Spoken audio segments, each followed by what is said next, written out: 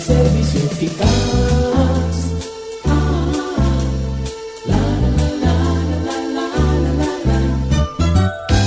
Gracias por asistir a esta nueva cita con el Instituto Bíblico del Aire. La fe es un don de Dios. Sin embargo, y muy a pesar de lo mucho que Dios quiere que todos confíen en Él, no todo el mundo lo hace. En el estudio de hoy descubriremos por qué eso sucede.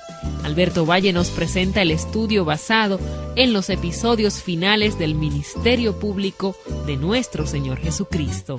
Escuche con atención.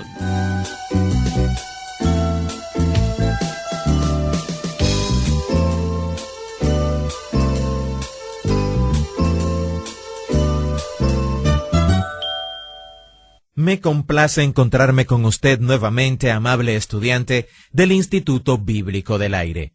Y si nos sintoniza por primera vez, permítame darle la bienvenida a nuestra serie de estudios en la Biblia, la Palabra de Dios. Estamos considerando el capítulo 12 del Evangelio de Juan y hemos llegado al verso 37 del mismo.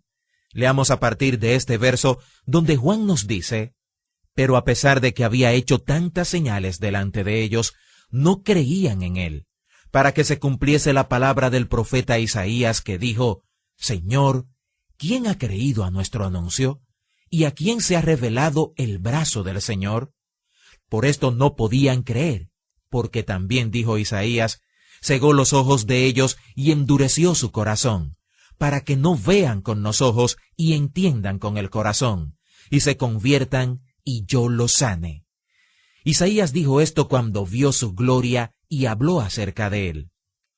Con todo eso, aun de los gobernantes muchos creyeron en él, pero a causa de los fariseos no lo confesaban para no ser expulsados de la sinagoga, porque amaban más la gloria de los hombres que la gloria de Dios. Jesús clamó y dijo: «El que cree en mí, no cree en mí, sino en el que me envió. Y el que me ve, ve al que me envió. Yo, la luz, he venido al mundo para que todo aquel que cree en mí no permanezca en tinieblas.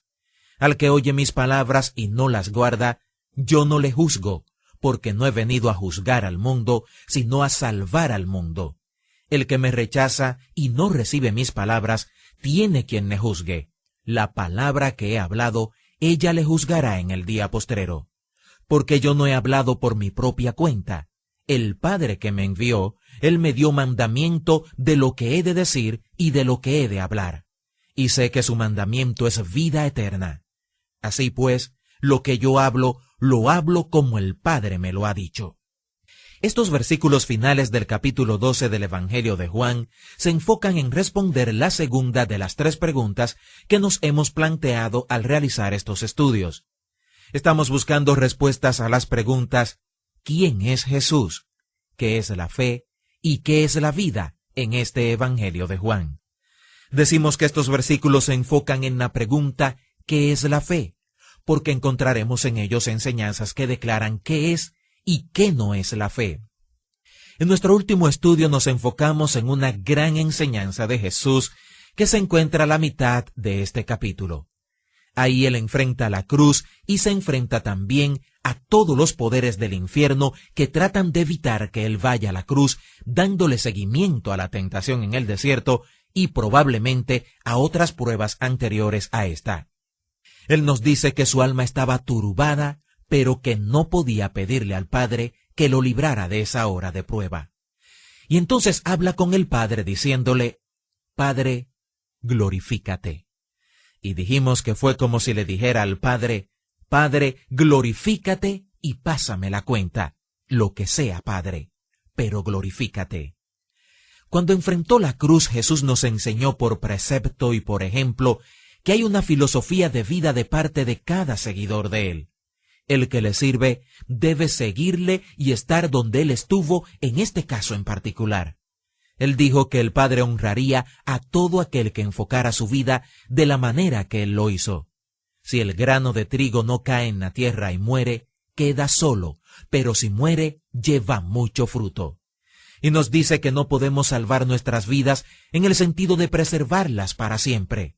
Usted puede tirarla, venderla o sacrificarla por propósitos erróneos o usted puede sacrificarla por lo que es correcto. Así que mientras Jesús se dirigía a la cruz, además de cumplir con todo lo que tenía que ver con el hecho de ser el Cordero de Dios, Él nos dio su filosofía de vida. Nuestra filosofía de la vida debe ser el autosacrificio por Dios Padre, por nuestro Señor Jesucristo y por su causa en este mundo. Esta es una enseñanza contraria a la filosofía humanista y egoísta de estos tiempos. Eso no es popular, pero es lo que encontramos en el corazón de la enseñanza de Jesucristo, en el centro de lo que Él hizo y en el corazón del ejemplo que nos dio. Recuerde que cuando Él respondió a esta enseñanza, dijo que caminemos en la luz mientras la luz está con nosotros, porque no siempre tendremos luz. Confíe en la luz mientras la tenga y conviértase en hijo de luz. Este es el principio que usted encuentra aquí, no solo en el Evangelio de Juan, sino también en el resto de la Escritura. El asunto importante aquí es, ¿qué hace usted con lo que sabe? Esta y otras escrituras nos muestran que si andamos en la luz que tenemos, Dios nos dará más luz. De esa manera concluye el pasaje que consideramos en nuestro último estudio. Este pasaje que sigue al que estudiamos anteriormente y cita al profeta Isaías va más lejos en nuestro enfoque de la fe. El pasaje comienza diciendo, pero a pesar de que había hecho tantas señales. Y aquí encontramos otra vez esa expresión que se repite en el Evangelio de Juan. El verso clave de este Evangelio se encuentra en el capítulo 20. Los versos 30 y 31 nos dicen que este Evangelio es un registro de las señales milagrosas que hizo Jesús, porque Juan creyó que si las reunía en este registro inspirado, ellas nos deberían convencer de que Jesús es el Cristo, el Hijo de Dios. Y si usted cree eso, puede alcanzar la vida eterna. Ese es el propósito por el cual se escribió este Evangelio. Así que encontramos estas palabras repitiéndose una y otra vez. Señales milagrosas. Pero aunque Él hizo todas estas señales milagrosas, ellos no le creyeron. Y Él nos dice por qué. Y aquí encontraremos otro tema desarrollado en el Evangelio de Juan. La providencia de Dios. En el capítulo 6, cuando Jesús describió su obra, Él dijo que mientras Él estuvo en el mundo, proclamó las palabras que el Padre le dio para proclamar. Y añadió que esas palabras son espíritu y son vida y les dan vida espiritual a la gente, pero no a todos. Le dan vida a aquellos que son atraídos a Cristo por el Padre, la gente a quien el Padre le da que crean en Él. Estas palabras le dan vida y luz espiritual a aquellos que responden, pero solo lo pueden hacer si el Padre les da que lo hagan y los atrae a Cristo solo si el Espíritu Santo los mueve. Aquí hallamos el mismo pensamiento, para que se cumpliese la palabra del profeta Isaías. Y cita las palabras de Isaías en el capítulo 53 de su libro. Isaías comienza el capítulo 53 con una gran pregunta. ¿Quién ha creído? Y se responde a sí mismo cuando dice, ¿sobre quién se ha manifestado el brazo del Señor? Así que la respuesta a la pregunta ¿quiénes creen? Es aquellos sobre quienes el brazo, que significa el poder del Señor, se ha manifestado. En el sermón del pan de vida, Él nos dijo lo mismo. Aquellos a quienes les es dado por el Padre, creen.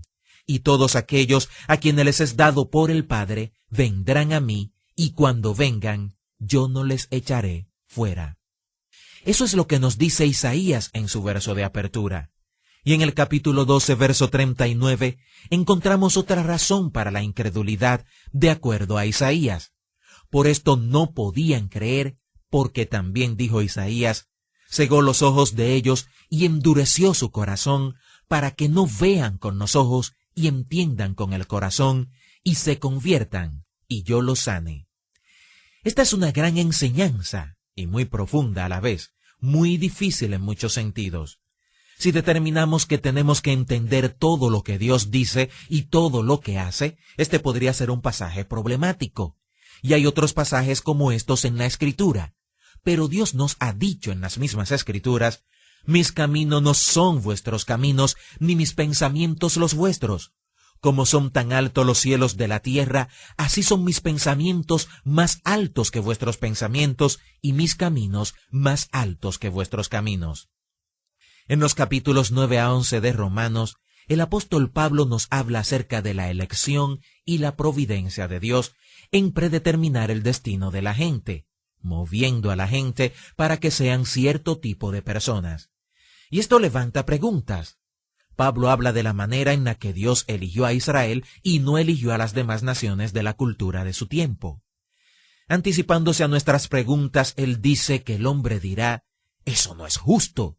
Y él responde diciendo, «¿Quién eres tú para que alterques con Dios? Dios es el alfarero y nosotros la escultura. Y Dios soberanamente puede hacer del barro a un faraón o de ese mismo barro sacar a un Moisés. Dios es el soberano, no nosotros». Y al final de este pasaje, el apóstol Pablo nos da una doxología. «Oh profundidad de las riquezas, de la sabiduría y de la ciencia de Dios! Cuán insondables son tus caminos e inescrutables tus pensamientos. Porque, ¿quién conoció la mente del Señor? ¿O quién fue su consejero? ¿O quién le dio a él primero para que él le recompense? Porque de él, y por él, y para él son todas las cosas. A él sea la gloria. Amén». Es la manera maravillosa en la que concluye este pasaje que toca esos temas tan profundos. Y es una buena manera de concluir un pasaje como este en Juan capítulo 12. En nuestro próximo estudio, Dios mediante, continuaremos analizándolo. Le invito a que esté con nosotros. De esta forma concluimos otra importante clase del Instituto Bíblico del Aire. Esperamos que haya sido de gran edificación para usted. Si así ha sido, nos gustaría recibir noticias suyas. Le invitamos a escribirnos y contarnos en qué forma estos estudios son de bendición para usted. No olvide solicitar los materiales que acompañan esta serie de estudios que recibirá completamente gratis a vuelta de correos. Esta es la dirección: Instituto Bíblico del Aire, P.O. Box 2805, Miami, Florida 33265, Estados Unidos, o al correo electrónico iba@transmundial.org. Que Dios le bendiga. Nos encontramos en la próxima clase. Instituto Bíblico del Aire, capacitando para el servicio eficaz.